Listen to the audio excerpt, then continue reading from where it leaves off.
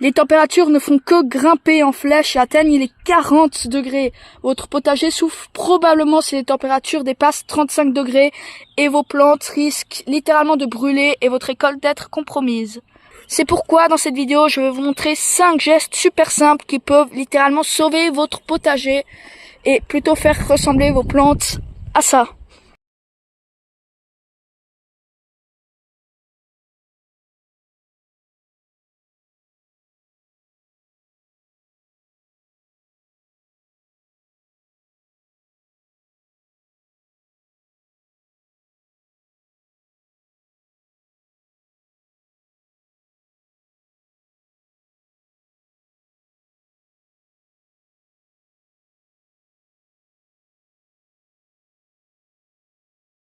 Le paillage va avant tout limiter l'évaporation de l'eau, donc votre terre restera humide beaucoup plus longtemps, ce qui évitera que les racines de vos plants ne se retrouvent dans un sol complètement desséché, comme ici. Ah, d'ailleurs, belle patate.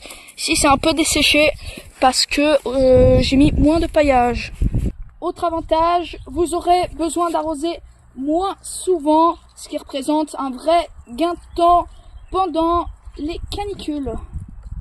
Mais ce n'est pas tout. Le paillage agit également comme un isolant thermique. Il permet de garder le sol plus frais et protège la vie qui s'y trouve. Par exemple les vers de terre, les bactéries, les champignons et autres micro-organismes indispensables à la bonne santé du sol. Lors d'une canicule, la surface d'un sol nu exposé au soleil peut dépasser les 60 à 70 degrés. À ces températures, les plantes subissent un stress important et toute l'activité biologique du sol est complètement arrêtée. Avec un bon paillage, vous pouvez donc créer un véritable bouclier contre la chaleur.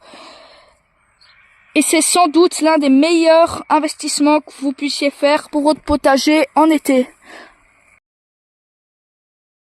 Le deuxième geste va aussi permettre de réduire le stress de vos plantes tout en vous faisant économiser de l'eau. Il faut simplement arroser au bon moment. La période idéale se situe très tôt le matin, quand le soleil est là-bas, ou très tard le soir.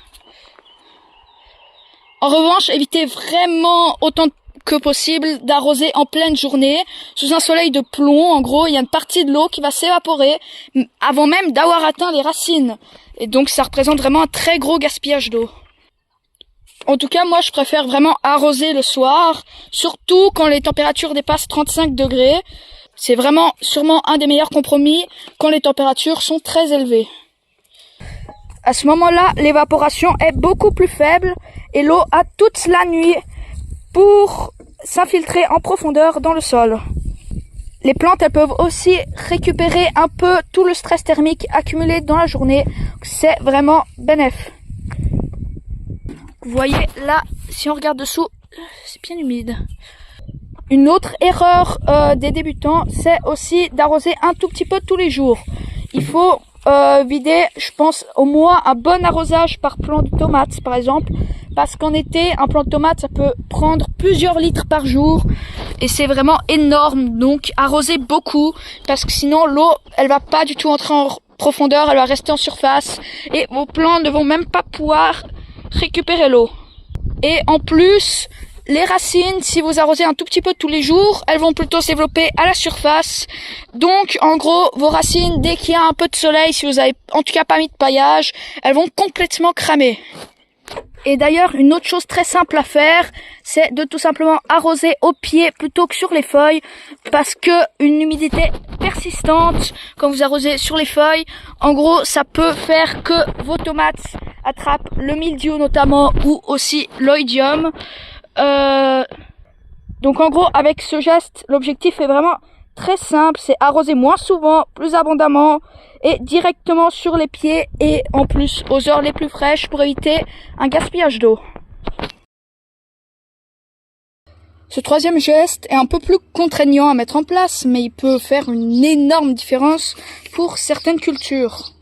Les salades, les épinards, les jeunes plants sont particulièrement sensibles aux fortes chaleurs. Lors d'une canicule, ils peuvent rapidement se flétrir, monter en graines ou même mourir si les conditions deviennent trop extrêmes. Regardez, celui-là est monté en graines et j'en ai même qui sont morts ici. D'ailleurs, si vous cultivez ces plants en pot, la solution la plus simple est souvent de déplacer à l'ombre ou à la mi-ombre pendant les journées les plus chaudes. En effet, le terreau contenu dans un pot chauffe beaucoup plus vite et se dessèche bien plus rapidement qu'un sol en pleine terre. Les racines disposent alors de beaucoup moins de réserves d'eau pour résister à la chaleur. Pour les plantes cultivées en pleine terre, vous pouvez installer un voile d'ombrage comme ici. Je mets des petits tuteurs à tomates et j'ai acheté ça, je pense que je vais vous mettre le lien dans la description, pour pouvoir attacher ça. Donc personnellement ici j'utilise des voiles de croissance juste parce que j'en ai déjà à disposition, mais un vrai voile d'ombrage ce sera sûrement bien mieux. En tout cas, l'idéal, c'est des voiles d'ombrage de 30 à 50% d'ombrage. Et quelques degrés en moins, ça peut paraître quand même assez insignifiant, mais lors d'une canicule, ça peut suffire à éviter un stress très important à ces petites salades. Là, elles sont tranquilles. Si la rhubarbe, c'est important. Contrairement au geste précédent, celui-ci ne vise pas directement à faire baisser la température de vos plantes, mais plutôt à éviter un stress supplémentaire. Et bonne nouvelle, c'est sans doute le geste le plus simple dans la pratique. Tout ce que vous avez à faire, c'est récolter vos fruits et légumes dès qu'ils arrivent à maturité. Par exemple ici, j'ai des petites fraises, je vais les récolter. Bon, je vais surtout les récolter ce soir avant que je parte. Et d'ailleurs, n'oubliez surtout pas de les laver. En gros, pour une petite explication, lorsqu'une plante porte des fruits mûrs, elle continue à leur consacrer une partie très importante de son énergie, de ses nutriments et de ses réserves d'eau. Donc en période de canicule, ces ressources sont pourtant ultra précieuses pour résister à la chaleur. En gros, en récoltant régulièrement, vous permettez donc à la plante de concentrer davantage ses efforts sur sa croissance et sa survie plutôt que sur ses fruits qui sont déjà prêts à être consommés. Donc consommez-les vite, quoi. Et un autre avantage, c'est que la récolte, ça stimule souvent la production de nouveaux fruits. Donc c'est surtout vrai pour les légumes, style les tomates, les courgettes, les haricots et les concombres. Donc là, par exemple, dès que cette petite courgette sera prête, donc en fin de semaine, je vais directement la récolter. D'ailleurs, il existe un dicton vraiment très bien connu des jardiniers, c'est plus on récolte, plus ça produit, donc récoltez. Mais à l'inverse, si on laisse les fruits trop longtemps sur le plant, celui-ci, en fait, ce plant, il va produire moins rapidement et il peut même considérer que son cycle est terminé, donc ne plus rien produire. Et en gros, une plante moins chargée, ça va donc généralement avoir une croissance plus vigoureuse et être mieux armée pour affronter les vagues de chaleur. Ce dernier geste consiste simplement à donner la priorité à la survie de vos plantes pendant la canicule. Lors d'une vague de chaleur, évitez autant que possible les travaux qui vont ajouter du stress à vos cultures. Par exemple, il est généralement déconseillé de planter ou de repiquer des végétaux en pleine terre lorsqu'il fait très chaud. Une plante fraîchement installée n'a pas encore développé son système racinaire et aura beaucoup plus de mal à supporter les fortes chaleurs. Personnellement, il m'arrive quand même de planter certaines jeunes plantes qui commencent à manquer de place dans leur pot, comme ceci, mais je le fais toujours le soir parce que, en gros, les plantes vont pouvoir aller prendre tous les nutriments et l'eau pour se préparer au jour d'après. Donc là, par exemple, si je veux remplacer cette petite tomate qui meurt, je vais plutôt la planter ce soir ou bien dans une semaine quand il y aura plus de canicule.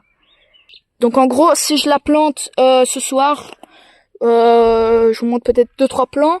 En gros, elle bénéficiera de toute la nuit et de la fraîcheur du matin pour commencer à s'installer et à affronter les premières chaleurs de la journée suivante. Une autre chose à éviter, c'est les tailles importantes. Que ce soit sur les tomates, les arbustes fruitiers ou d'autres plantes du jardin, une taille sévère représente un stress supplémentaire dont elles n'ont vraiment pas besoin en période de canicule. Donc en gros, les gourmands ici, c'est-à-dire ça, je vais pas trop les enlever en gros. Peut-être un ou deux, mais il faut vraiment éviter une taille trop sévère. Et il faut se dire aussi que chaque feuille, elle joue un rôle très important en produisant de l'énergie, mais aussi en protégeant certaines parties de la plante du soleil. En retirer trop d'un coup, ça pourrait vraiment aggraver les effets de la chaleur. Le mieux, c'est donc de, par exemple, ici de les tailler plutôt dès que la vague de chaleur s'arrête, même si ça risque pas trop d'arriver.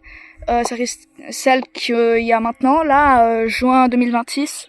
Elle risque encore de durer et elle risque pas forcément de se finir très bien.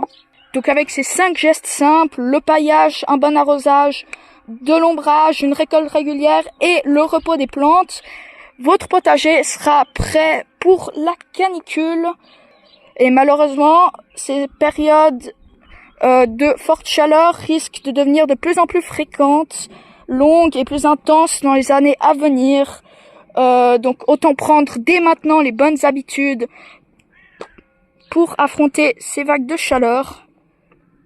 Et d'ailleurs, quelle est votre meilleure astuce pour aider votre potager à supporter les fortes chaleurs? Dites-le moi en commentaire. Je lis tous les commentaires dans les premières semaines où la vidéo sort. Si cette vidéo vous a été utile, n'hésitez pas à l'enregistrer pour retrouver facilement ces 5 gestes lors de la prochaine vague de chaleur qui pourrait arriver dans pas très longtemps si on n'a pas de chance. Pensez à laisser un like et à vous abonner à la chaîne pour plus de tutos de ce style. Je vais essayer de publier d'autres vidéos de ce format dans les prochaines semaines, type tuto. Allez, on se retrouve dans 2 jours pour une nouvelle vidéo. Allez, à plus.